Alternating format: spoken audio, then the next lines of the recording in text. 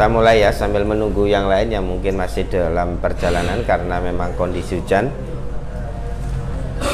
Bismillahirrahmanirrahim.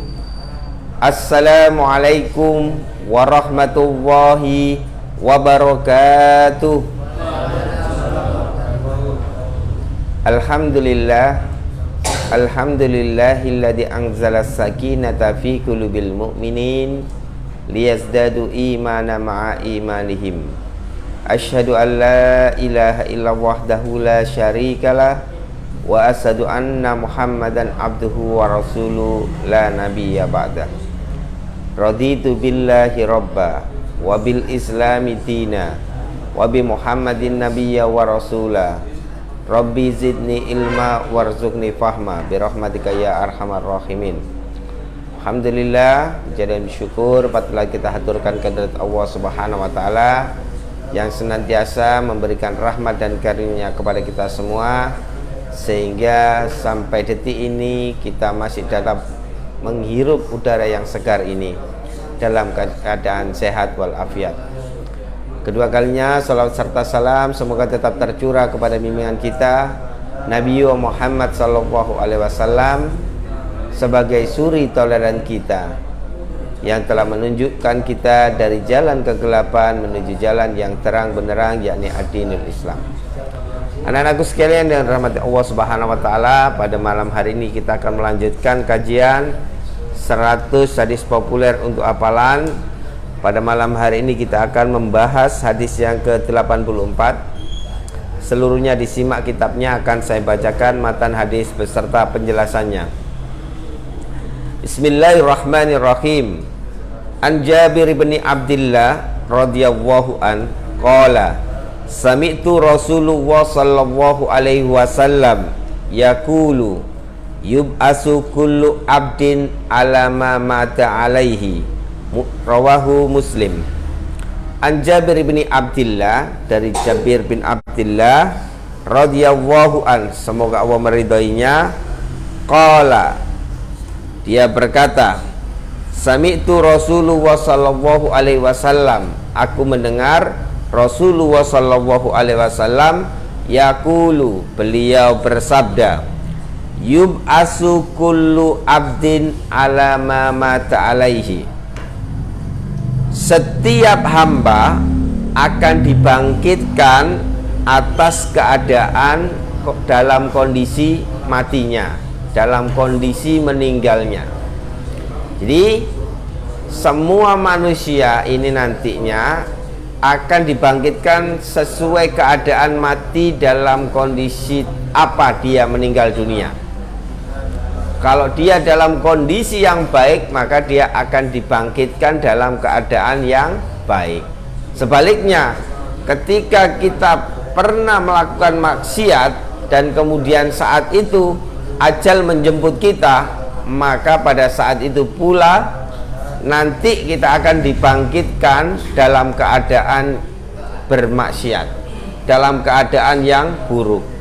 Maka kita yang tidak pernah tahu ajal kita, umur kita, maka kita harus membiasakan diri dengan kebaikan-kebaikan, sehingga ketika kita mati dalam kondisi yang baik atau dalam keadaan husnul khotimah. Dan ketika kita wafat dalam keadaan husnul khotimah, maka kita nanti akan dibangkitkan dalam keadaan yang baik. Tetapi sebaliknya, ketika kita bermaksiat kepada Allah Subhanahu wa taala dan pada saat itu ajal menjemput kita, maka kita akan dibangkitkan dalam keadaan yang buruk, seperti ketika kita wafat. Maka ketika kita tidak tahu kapan kita akan dipanggil oleh Allah Subhanahu wa taala, karena memang tidak akan ada yang tahu berapa umur kita, di mana saya harus meninggal dunia. Tidak ada yang tahu, ya. Siapapun tidak akan tahu, karena memang itu rahasia Allah Subhanahu wa taala. Maka yang terpenting bagi kita bagaimana mempersiapkan kematian sehingga menjadi sebuah kematian yang baik bagi kita, kebaikan yang betul-betul nantinya akan dibangkitkan. Nah, tentunya kita harus membiasakan diri kita dengan amal soleh, dengan perilaku yang baik, sehingga nantinya ketika kita dipanggil, ajal menjemput kita, kita dalam keadaan yang baik.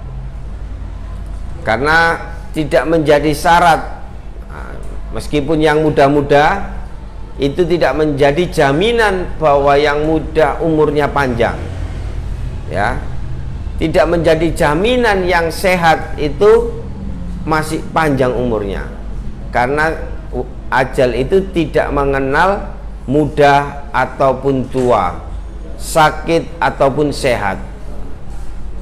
Kapan dan dimanapun ketika ajal itu sudah sampai, maka saat itu pula tidak bisa dimajukan ataupun diundur sedetik pun. Sebagaimana firman Allah Subhanahu wa taala, "Idza jaa ajaluhum la yastakhiruna sa'atan wa la yastaqdimun." Apabila ajal itu telah sampai, maka tidak dapat diundurkan dan tidak pula dapat dimajukan meskipun hanya sedetik, ya. Maka bagaimana kita mempersiapkan ajal kita nanti di akhir hayat kita, maka kita biasakan diri kita dengan kebaikan-kebaikan, sehingga nanti ketika sudah sampai masa kita, umur kita, maka ketika dipanggil oleh Allah Subhanahu wa taala dalam kondisi yang baik, atau dalam bahasa agama kita biasa kenal dengan husnul khotimah. Semoga kita bisa membiasakan diri kita untuk berbuat baik dalam kehidupan, sehingga nantinya ketika kita dipanggil oleh Allah Subhanahu wa taala menjadi hamba-hamba yang diridhoi, hamba-hamba yang husnul khotimah, sehingga nantinya akan dibangkitkan dalam keadaan yang baik. Demikian materi hadis yang ke-84 ini. Semoga kita dapat mengambil hikmah untuk selalu memotivasi diri kita, meningkatkan kualitas keimanan kita, menambah amal soleh kita dalam kehidupan, sehingga ketika kita dipanggil oleh Allah Subhanahu wa taala menjadi hamba-hamba yang soleh, yang diridhoi Allah Subhanahu wa taala. Marilah kita tutup pertemuan pada malam hari ini dengan membaca doa hamdalah dan kafaratul majelis. Alhamdulillahirabbil alamin. Subhanakallahumma wa bihamdika asyhadu an la ilaha illa anta astaghfiruka wa atubu ilaik. Akhirul kalam, nun wal qalami wa ma yasturun. Wassalamualaikum warahmatullahi wabarakatuh.